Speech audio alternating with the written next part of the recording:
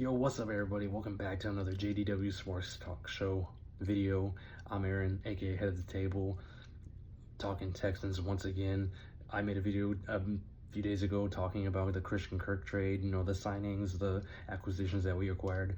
Not even a day after, more acquisitions happened, more trades happened, key trades happened, trades that kind of blew my mind that happened, signings that happened that were good signings that, add to the team. So we're going to get into it right now. We're going to talk about what went down, what I think, I'm glad to hear what y'all would think afterwards. But I'm so grateful for y'all to really give the last video good views, liking it, giving a comment. I don't care if it's low. I don't care if the views are low, if the likes are low. It's still something that's growing. I'm thankful for y'all for that. So the first thing I want to get into is the key, small signings, key signings. But just today we re-signed Mario Edwards as well as MJ Stewart, and those are two good pieces that we have, good backup pieces that we currently use here and there for rotational piece in case anybody gets injured. MJ Stewart's been a decent safety in case somebody like Jimmy Ward, Jalen Petrie, if they get hurt, and currently because of Eric Murray leaving the team, he is a key backup that needs to step up once any player on the secondary unfortunately gets hurt. And Mario Edwards, he is a decent backup. He's an average backup for the D-line. He's done his job last season. He was great, and I'm glad for that we re-signed him. And a key signing that we reacquired from 2 years ago was actually Sheldon Rankins, just yesterday. And Sheldon Rankins, to me, he's a great D tackle. He's somebody that's serviceable. He's a great veteran. He's great to have back once again, because when he played with us, he did his job, and he went to go get his money with I believe the Bengals. He just left, but reacquiring him is a great piece. He's going to be a great rotational piece, because we know more than likely we will draft a defensive tackle in the draft, and that defensive tackle will either start or learn from the veterans such as Mario Edwards or Sheldon Rankins. And the two key signings that I highlighted most was the signing of Laken Tomlinson, who we just signed today because of the trades that we will talk about. And Laken Tomlinson, he is a former Pro Bowler. A lot of people don't really see him in the same light as he used to be when he was a Pro Bowler. They say he's just average, he's mediocre.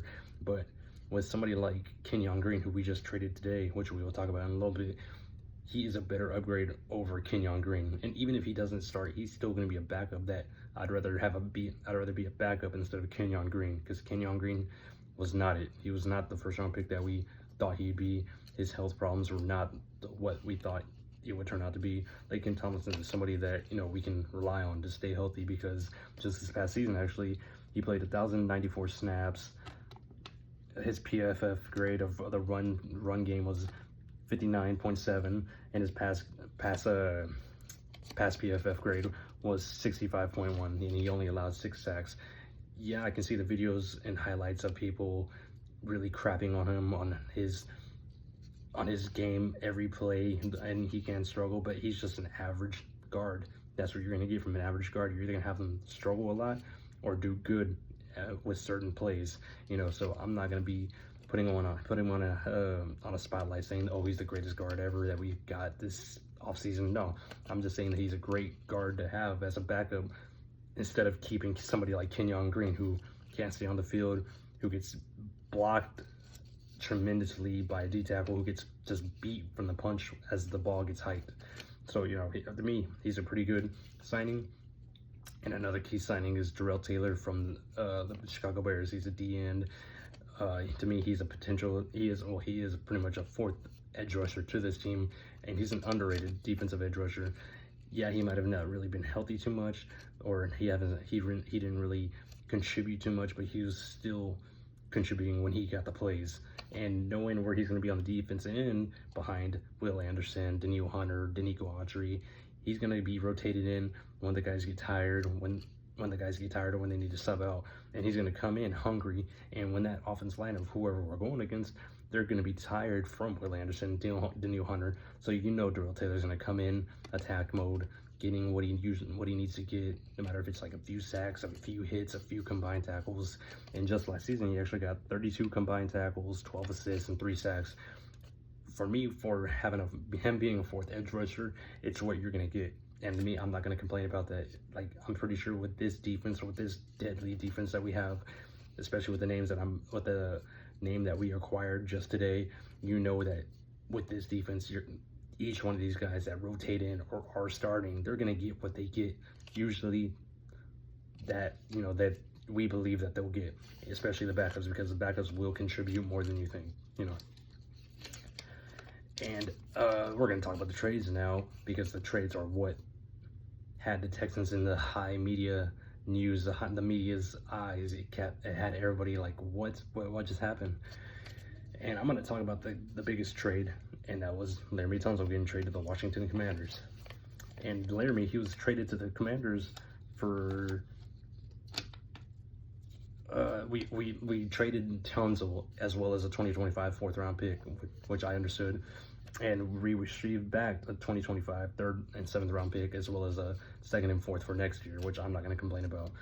For me with this trade, and I really am grateful to the last comment in the last video, because it said a day later, it happened the same day. The video was uploaded the same day as the Tunsil trade, and in the comment it said, how do you feel about the Laremy Tunsil trade? I'm not gonna lie, I think it's a great trade. Yeah, a lot of people like call us out saying, oh, what are y'all doing? You're gonna kill CJ, you're leaving more holes open. And to me, it's not even that. You're acting like D'Amico Ryans and Nick Caserio don't know what they're doing. Here's the thing, they were not gonna pay Laremy Tunsil what he's gonna want when his contract was coming up. We're gonna give that money to Will Anderson, Steen Lee, CJ, Jalen Petrie, any one of those younger guys compared to Laremy Tunsil. And here's the thing, Laremy wasn't the same Pro Bowler he was years before. He got into the Pro Bowl this year out of luck, honestly, to me. To me, he wasn't no captain, he wasn't no leader. He was just light in the locker room. Like, you saw how his play was this year, and it was terrible. His penalties were terrible. He led the league in penalties and false starts. There was literally the Vikings game when our own press box announcer, our own Houston Texans team announcer, Andre Ware, was calling out Laremy Tunsil, like really frustrated, saying, you're getting paid all this money just to be in all these false starts. What's your issue? Why are you doing this?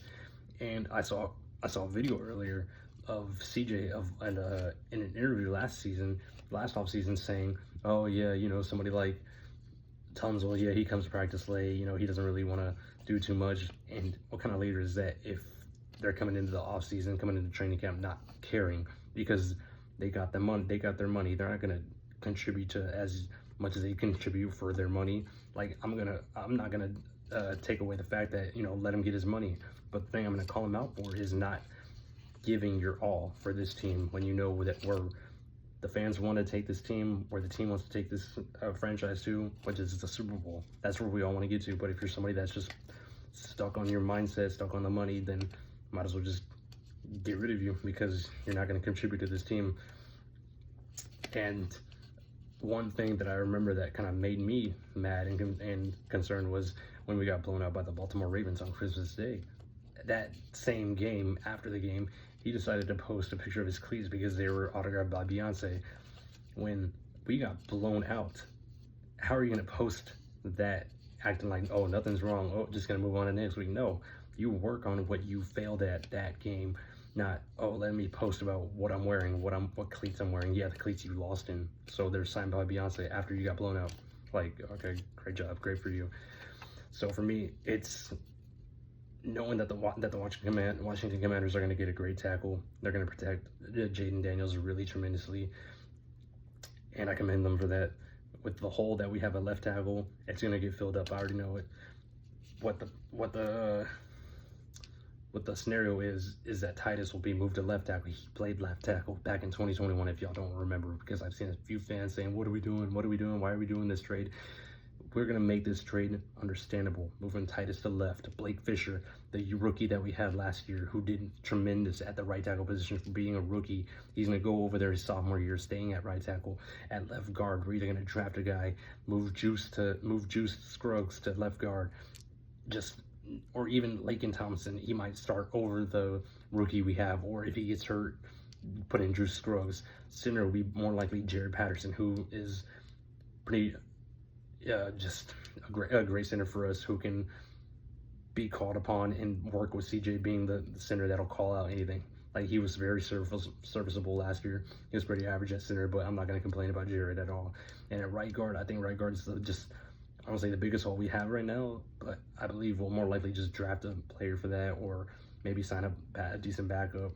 But, well, you know, the interior guard is what we're going to focus on the most this offseason, heading into the draft, still stuck in free agency, because we don't know if Nick is going to make more moves. We don't know what's going to happen with this team. But honestly, it's just all eyes on the O-line position, because a lot of the other positions are getting built up great with depth, like the wide receiver position that I did not get to talk about was we also signed Braxton Berrios as well as Justin Watson, and those are just two guys that are going to come in as camp bodies, as just great play bodies, because, you know, they're coming from Braxton Berrios, the Dolphins, and as well as Justin Watson from the Chiefs. Those are going to be guys that compete, guys that are going to give somebody like John Mechie a competition, because we need that in this locker room.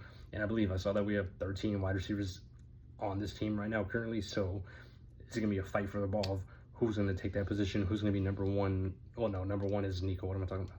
Who's going to be number 4, number 5, you know, depending on how many we bring into the next season. So it's either that or you become a training camp body. You know, so you're either going to fight for your position or you're going to just get let go. So somebody like John Mechie or Xavier Hutchinson, they're going to have to fight for what they deserve, which is being on this team. So you got to show up and show out for D'Amico, for Nick Haley, for CJ Stroud, for this team, for these fans. You know that we want to go where we haven't been this year, especially this year with what talent we have on this team.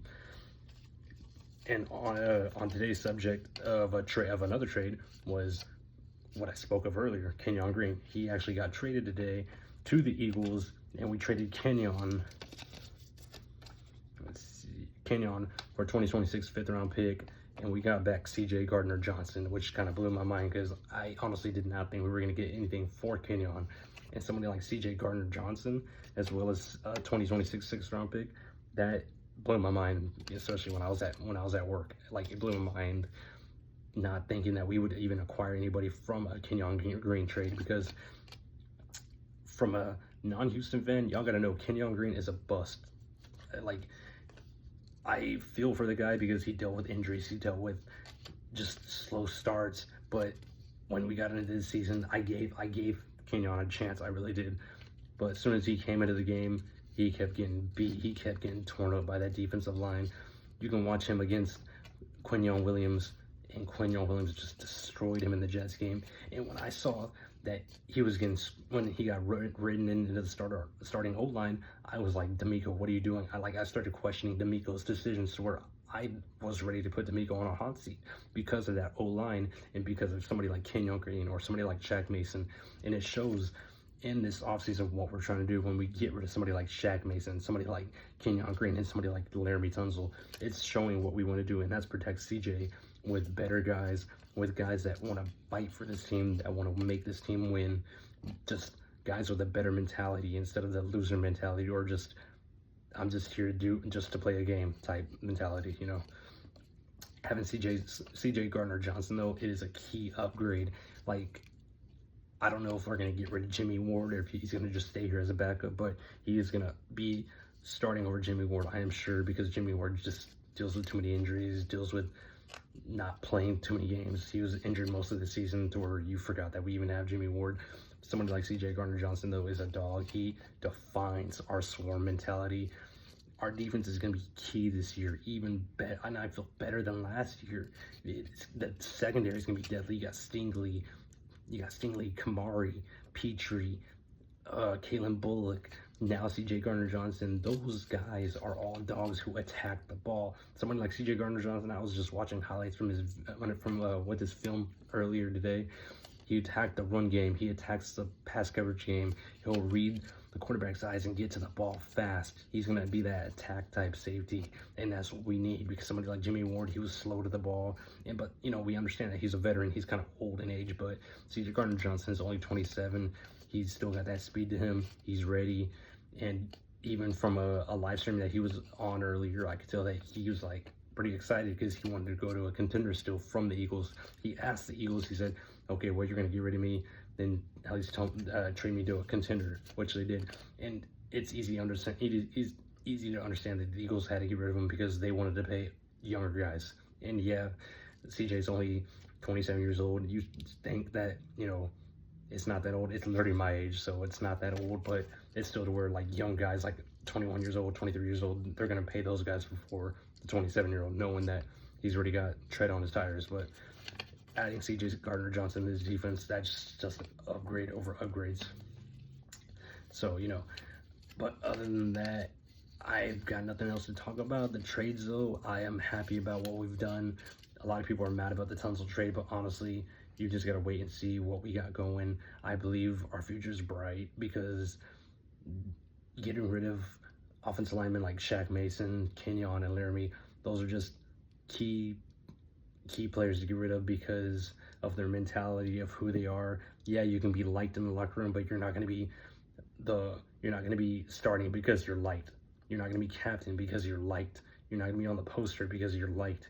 So you got to know, you got to fight for your position. You got to show the coach who you are. Nick Caley, who's our new offense coordinator, he's coming in looking at every single player we have on this offense and telling D'Amico and Nick of who he wants to stay on this team or who he wants to get rid of. And I think, honestly, he was a reason why we got rid of players like Shaq Mason, Kenyon, and Laramie.